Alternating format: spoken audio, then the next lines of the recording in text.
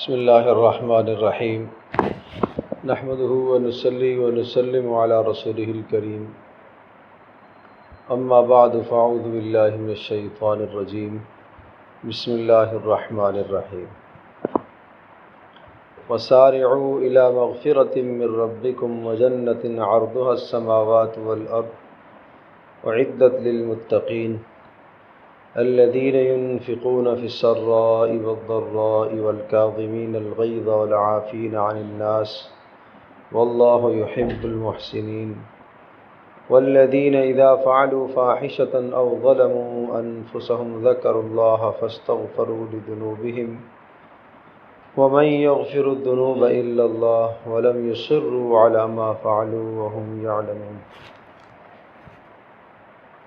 صدق اللہ مولانا العظیم رب اشرح لی صدری ویسر لی امری واحلل عقدۃ من لسانی یفقہوا قولی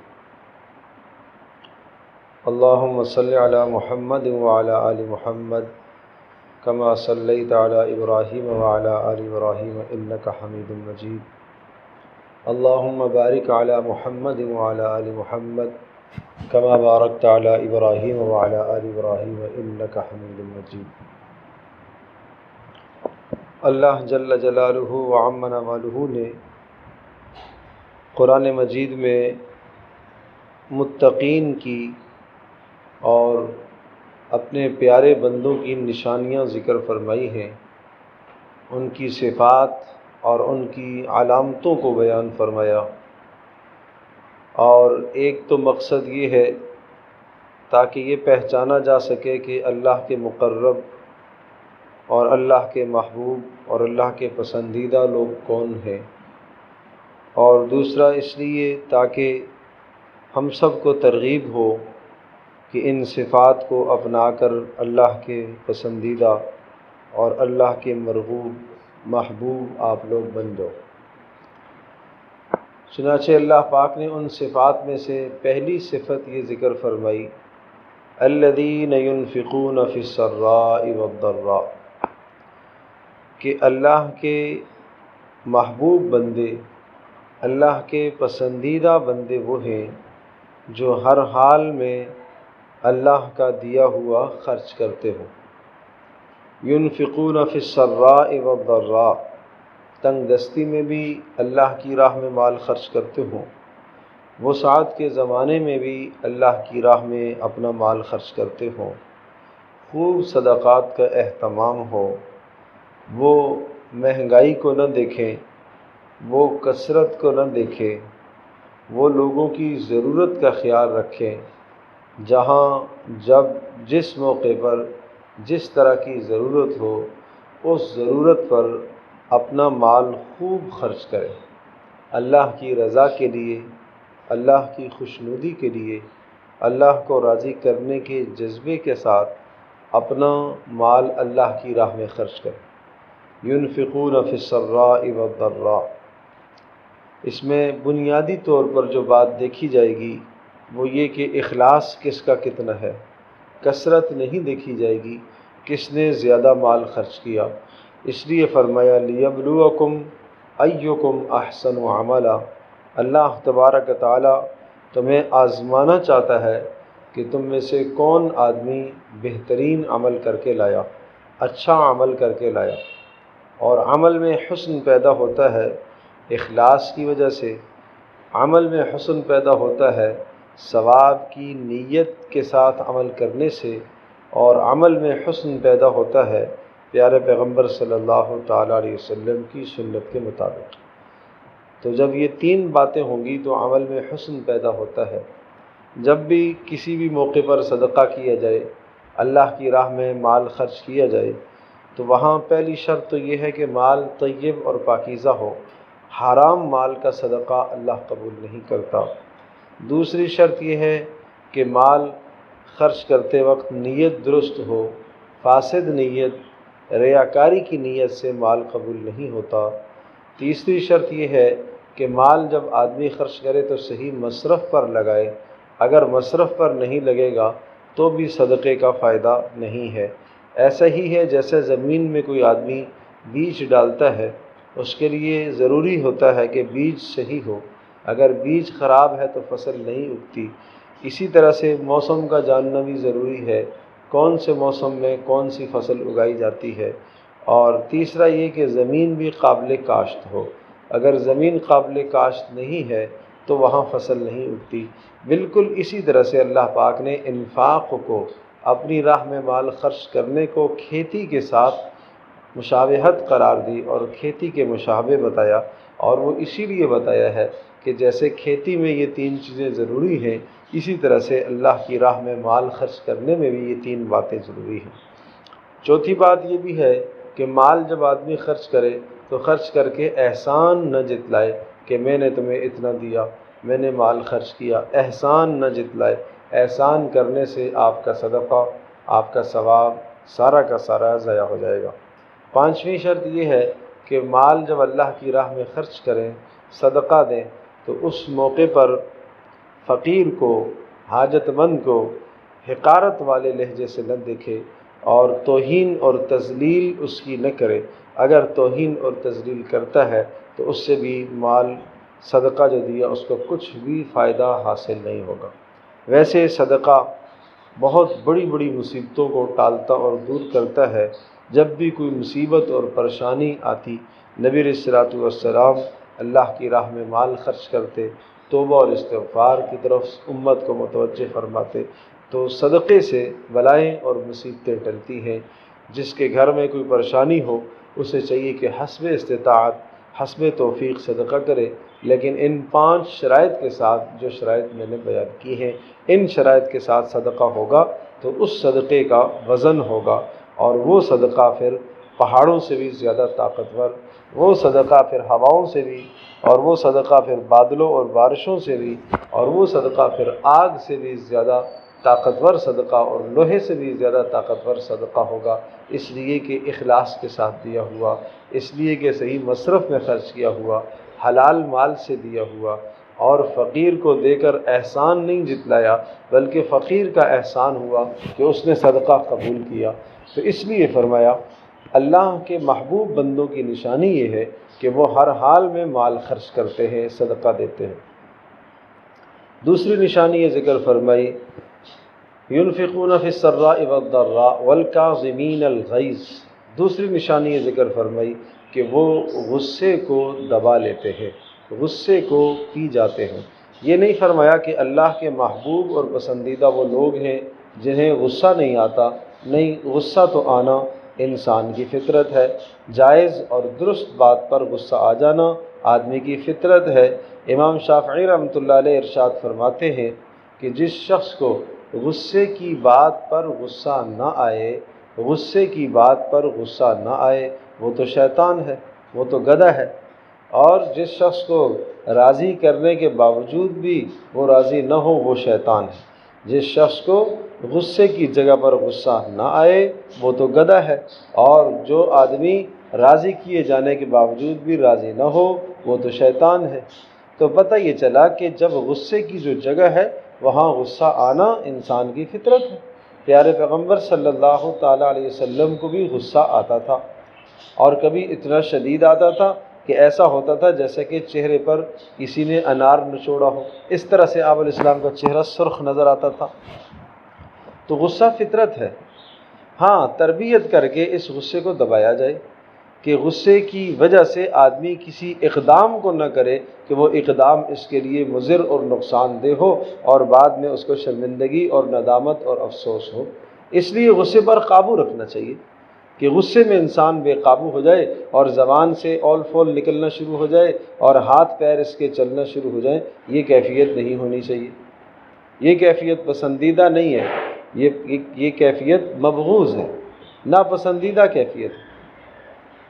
تو اس لیے بچوں کو بھی غصہ آتا ہے، مائیں بہنیں کہتی ہیں اس کو غصہ بہت آتا ہے، غصہ تو آنا چاہیے، کسی جائز اور درست بات پر غصہ آ رہا ہے، یہ تو فطرت ہے۔ اور کبھی آپ کیسے ہیں کہ لوگ کہتے ہیں نا میں آپ سے ایک بات کہنے لگا ہوں، آپ کو ایک بات کہوں گا، محسوس تو نہیں فرمائیں گے؟ کیوں نہیں محسوس کرے گا؟ اگر بات محسوس کرنے کی ہوئی تو محسوس کرنا چاہیے۔ اس کا یہ معنی تو نہیں ہے کہ آپ اگلے کو جو مرضی ہے کہتے جائیں، وہ محسوس ہی نہ کریں، اس کو غصہ آئے ہی نہ۔ تو غصہ نہ آنا کوئی کمال نہیں ہے، غصہ آئے اس کو دبا لینا اور آدمی کے قابو میں ہو، یہ ہے کمال۔ تو اللہ والوں کی صفت یہ نہیں فرمائی کہ ان کو غصہ نہیں آتا، بلکہ یہ صفت فرمائی کہ وہ غصے کو پی جاتے ہیں، الکاظمین الغیظ، غصے کو پی جاتے ہیں۔ تیسری نشانی یہ ذکر فرمائی والعافین عن الناس، اور درگزر کرنے والے، لوگوں کو معاف کرنے والے۔ ہاں، معافی کا پہلو ان کی زندگی میں زیادہ ہوتا ہے، درگزر کرنے کا پہلو ان کی زندگی میں زیادہ ہوتا ہے۔ اور سورہ شورى میں اس مضمون کو اس طرح سے بھی ذکر فرمایا والذین اذا اصابهم البغی هم ینتصرون، اللہ کے محبوب اور مقرب بندے وہ ہیں کہ جب ان پر ظلم اور زیادتی ہو تو ہم ینتصرون، وہ انتصار کرتے ہیں، یعنی انتقام لیتے ہیں، بدلہ لیتے ہیں۔ تو بدلہ لینے کو بھی کسی جگہ پر اللہ نے اپنے محبوب اور برگزیدہ بندوں کی نشانی قرار دیا۔ وہ کب؟ کہ جب ظلم ہو رہا ہو، زیادتی ہو رہی ہو اور ظالم ہو، اور اس ظالم کو کیفر کردار تک پہنچانا ضروری ہو، اگر اسے نہ پہنچایا گیا تو وہ ظالم اور ظلم پر جری ہوگا، تو اس موقع پر تو بدلہ لینا چاہیے، ورنہ عام حالت میں درگزر کر دینا زیادہ افضل ہے۔ وَلَمَنِ انتصر بعد ظلمہ، فرمایا کہ مظلوم ہونے کے بعد اگر کوئی بدلہ لیتا ہے تو کوئی حرج نہیں ہے، اس پر کوئی مضائقہ نہیں ہے۔ وَلَمَنْ صَبَرَ وَغَفَرَ إِنَّ ذَلِكَ مِنْ عَزْمِ الْأُمُورِ، ہاں جو صبر کر لے، جو درگزر کر دے، یہ بہت بلند کام ہے، بڑا عمل درگزر کرنا ہے۔ لیکن کسی موقع پر اگر بدلہ لینا ضروری ہو کہ اس ظالم کو اگر سزا نہ دی جائے، انتقام نہ لیا جائے تو وہ مزید ظلم پر جری ہوگا، ایسے موقع پر اس ظالم سے بدلہ لینا یہ عین عدل ہے، یہ عین انصاف ہے، یہ اللہ تبارک و تعالیٰ کے برگزیدہ اور محبوب بندوں کی نشانی ہے۔ تو تیسری نشانی یہ ہو گئی کہ والعافین عن الناس، لوگوں کو معاف کرنے والے۔ اور چوتھی نشانی واللہ یحب المحسنین، وہ احسان بھی کرتے ہیں، درگزر بھی کرتے ہیں، اور درگزر کرنے کے بعد ایسا نہیں کہہ دیتے کہ اب بھائی میرا آپ سے کوئی تعلق نہیں ہے، ہمارا اور آپ کا لین دین اور ہمارا اور آپ کے سارے تعلقات ختم، ٹھیک ہے میں نے درگزر اور معاف تو کر دیا، لیکن آئندہ کے لیے نہ میں آپ کے گھر میں آؤں نہ آپ میرے گھر میں آئیں، نہیں، یہ نہیں، بلکہ یہ احسان کرے۔ اللہ یحب المحسنین، احسان کی ترغیب ہے کہ اللہ کے محبوب بندے، مقرب بندے وہ ہیں کہ وہ معاف بھی کرتے ہیں اور معاف کرنے کے بعد پھر احسان بھی کرتے ہیں۔ سیدنا ابوبکر صدیق رضی اللہ تعالی عنہ نے معاف بھی فرمایا اور معاف کرنے کے بعد اس شخص کا خرچہ بھی دوہرا کر دیا، دگنا کر دیا، احسان کیا۔ جس شخص سے تکلیف ہوئی تھی، جس شخص سے اذیت پہنچی تھی، اس کو درگزر بھی کر دیا، معاف بھی فرما دیا، اور معاف کرنے کے بعد خرچہ بھی جو پہلے دیا کرتے تھے ہر منتھ، ہر مہینے کا، اس سے دوہرا کر دیا، ڈبل کر دیا۔ اس کا نام ہے احسان کرنا۔ تو یہ اللہ پاک نے اپنے محبوب اور پسندیدہ لوگوں کی نشانیاں ذکر فرمائی ہیں۔ پہلی نشانی کہ ہر حال میں وہ خرچ کرتے ہیں، اللہ کی راہ میں مال خرچ کرتے ہوں، اور دوسری نشانی غصے کو دبا لیتے ہیں، پی جاتے ہیں۔ تیسری نشانی درگزر کرنے والے ہیں، معاف کرنے والے ہیں۔ چوتھی نشانی احسان کرنے والے ہیں۔ پانچویں نشانی والذین اذا فعلوا فاحشۃ او ظلموا انفسهم ذکروا اللہ فاستغفروا لذنوبہم، فرمایا اگر ان سے کوئی گناہ ہو جاتا ہے، یہ نہیں فرمایا کہ اللہ کے نیک بندے وہ ہیں جن سے گناہ نہیں ہوتا، اللہ کے محبوب اور برگزیدہ وہ ہیں جن سے گناہ نہیں ہوتا، اللہ کے پسندیدہ وہ ہیں جو کبھی بھی گناہ نہ کریں، نہیں، اللہ کے پسندیدہ، اللہ کے محبوب وہ ہیں کہ جن سے انسانی اور بشری تقاضوں کی وجہ سے کبھی گناہ ہو جاتا ہے، لیکن وہ گناہوں کے اندر ہمیشہ لتھڑے ہوئے نہیں رہتے، وہ گناہوں کی ناپاکی اور نجاست میں ہمیشہ نہیں رہتے، وہ فوری گناہ سے توبہ کر لیتے ہیں اور اللہ تبارک تعالیٰ سے اپنے گناہوں کی معافی مانگ لیتے ہیں۔ اس کی مثال اسی طرح سے ہے کہ ایک آدمی راستے میں چل رہا ہو اور راستے میں چلنے کے دوران ایک گندگی اور غلاظت کا کوئی نالا آتا ہے اور وہ وہاں گر جاتا ہے، حالانکہ اس کا گرنے کا وہاں ارادہ نہیں تھا، یہ نہیں کہ قصدن اور جان بوجھ کر اور ارادتاً وہاں گرا ہے، بس گر گیا۔ اچھا گر گیا تو گرنے کے بعد ایسا نہیں ہے کہ وہ وہیں بیٹھا رہے گا گندگی کے اندر، فوری اس گندگی سے نکلے گا۔ اور تیسرا کام کیا کرے گا، نکلنے کے بعد فوری اپنے جسم کو پاک کرے گا، صاف کرے گا، نجاست اور غلاظت کو دھوئے گا۔ تو معلوم یہ چلا کہ وہ جو نجاست اور غلاظت اس کے ساتھ لگی ہے، وہ نجاست اور غلاظت ایک عارضی چیز ہے، اس کی وجہ سے جو گندا ہوا ہے، یہ نہیں کہ بس یہ بچہ ہے تو ماں اس کو گھر سے نکال دے گی، یہ گندا ہو گیا، یہ نجس ہو گیا، یہ ناپاک ہو گیا، وہ ماں کو برا لگے، ایسا نہیں ہے۔ بلکہ ماں یہ سمجھتی ہے کہ اس کے ساتھ جو غلاظت اور نجاست لگی ہے یہ عارضی چیز ہے، وہ صفائی ستھرائی کرے گی۔ تو بالکل اسی طرح سے گناہ کی جو حالت ہے، اور گناہوں کی وجہ سے انسان نجس، اور گناہوں کی وجہ سے غلاظت جو آتی ہے، اور گناہوں کی وجہ سے دل پر سیاہی چھا جاتی ہے، اور گناہوں کی وجہ سے فرشتے اس سے دور بھاگ جاتے ہیں، اس کی بدبو اور غلاظت سے دور چلے جاتے ہیں، لیکن یہ گناہوں کی حالت عارضی ہوتی ہے۔ جب آدمی کو احساس ہو جائے اور احساس ہونے کے بعد فوری توبہ کر لیتا ہے تو وہ ناپاکی ختم ہو جاتی ہے۔ ایسا ہی ہے جیسے غلاظت میں گرا اور نکلنے کے بعد فوری اس نے اپنی گندگی کو دھو دی۔ اب کوئی آدمی غلاظت میں گر گیا وہیں بیٹھا رہے تو یہ کوئی دانائی نہیں ہے، یا نکل تو آیا لیکن ناپاکی نہ دھوئے، اسی طرح سے لوگوں کے درمیان میں گھومتا رہے، تو یہ بھی کوئی دانائی اور عقل مندی نہیں ہے۔ اسی طرح سے گناہ اگر ہو جائے تو گناہ سے فوری الگ ہو جانا چاہیے، اور الگ ہونے کے بعد اس وقت تک نہ بیٹھے جب تک توبہ نہ کر لے، اس وقت تک اسے چین نہ آئے جب تک توبہ نہ کر لے۔ جس طرح سے غلاظت لگی ہوئی آدمی کو چین نہیں آتا اور فوری اس کو دھونے کی کوشش کرتا ہے، اسی طرح سے گناہوں کی ناپاکی اور نجاست کو بھی اپنے سے دور کرنے کی کوشش کرتا ہے۔ تو یہ نشانیاں ذکر فرمائی ہیں۔ ذکر اللہ فاستغفروا لذنوبہم، اور وہ اللہ سے اپنے گناہوں کی مغفرت طلب کرتے ہیں، گناہوں کی معافی طلب کرتے ہیں۔ ومن یغفر الذنوب الا اللہ، اللہ کے سوا کون گناہ بخش سکتا ہے، کون ان کی گندگیوں کو اور ناپاکیوں کو کون دھو سکتا ہے، اللہ ہی دھوئے گا۔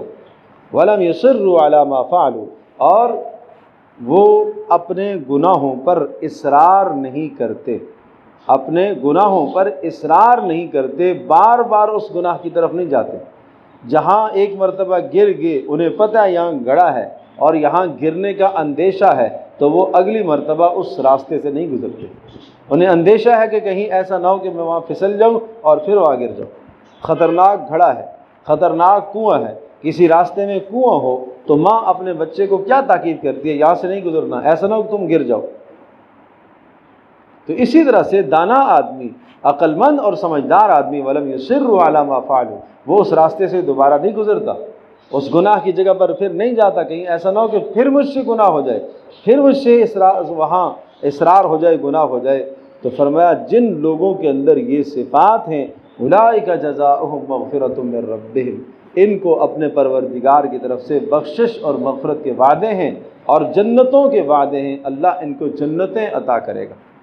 یہ کون لوگ ہیں؟ یہ اللہ کے محبوب۔ تو یہ نہیں فرمایا کہ جو گناہ نہیں کرتے۔ کیا خوب نشانیاں ہیں؟ نمبر 1، الذین ينفقون فی السراء والضراء، جو ہر حال میں اللہ کی راہ میں مال خرچ کرتے ہیں، یعنی تنگ دستی میں بھی، فقر میں بھی، فاقے میں بھی، وسعت کے زمانے میں بھی، حسب استطاعت، حسب گنجائش وہ اللہ کی راہ میں مال خرچ کرتے ہیں۔ نمبر 2، والکاظمین الغیظ، غصے کو دبا لیتے ہیں۔ نمبر 3، والعافین عن الناس، درگزر کرنے والے ہیں، معاف کرنے والے ہیں۔ اور نمبر 4، واللہ یحب المحسنین، احسان کرنے والے، احسان کرنے والے۔ حضرت حسین رضی اللہ تعالی عنہ کے بیٹے تھے علی بن حسین، جن کا لقب زین العابدین کہا جاتا ہے، مشہور ان کا واقعہ ہے۔ ان کی باندی سے ایک مرتبہ غلطی ہوئی، اور غلطی بھی شدید غلطی ہوئی کہ گرم کھولتا ہوا پانی اس کے ہاتھ سے ان کے بچے پر گر گیا۔ اب کتنی شدید غلطی!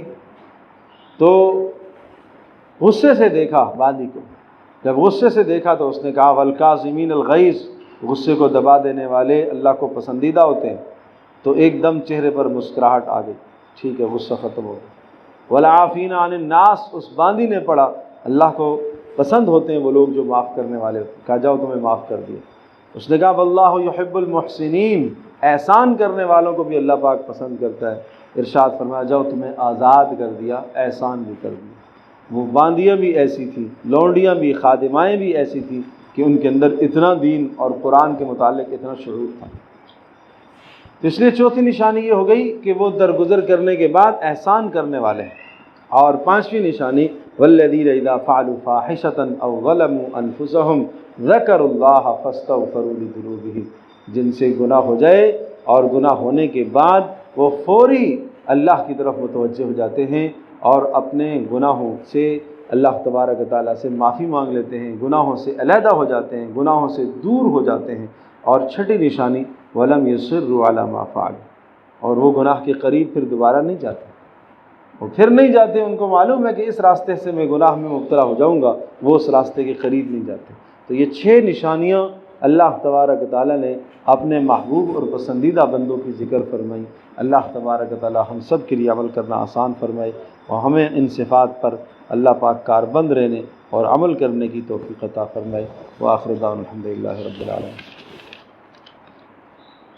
الحمدللہ رب العالمین والصلاة والسلام علی سید الانبیاء والمرسلین وعلی آلہ وصحبہ اجمعین۔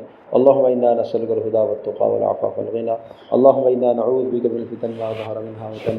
اے اللہ جن بیماروں کے لیے دعاؤں کا کہا گیا انہیں شفا عطا فرما، اے اللہ جن پریشان حالوں کے لیے پریشانیوں کا تذکرہ ہوا، اے اللہ ان کو نجات نصیب فرما، اے اللہ رزق حلال کی وسعتیں عطا فرما، اے اللہ تمام مریضوں کو شفا نصیب فرما، حاجت مندوں کی حاجات کو پورا فرما، اے اللہ ہسپتالوں میں گھروں میں جتنے مریض ہیں سب کو شفا عطا فرما، اے اللہ ہماری اس مجلس کو قبول فرما، اے اللہ جو صفات بیان کی گئی ان پر ہم سب کو عمل پیرا ہونے کی توفیق نصیب فرما، اے اللہ ہم سب کی زندگی میں ان مبارک صفات کو زندہ فرما، اے اللہ ہمیں عمل کی توفیق عطا فرما۔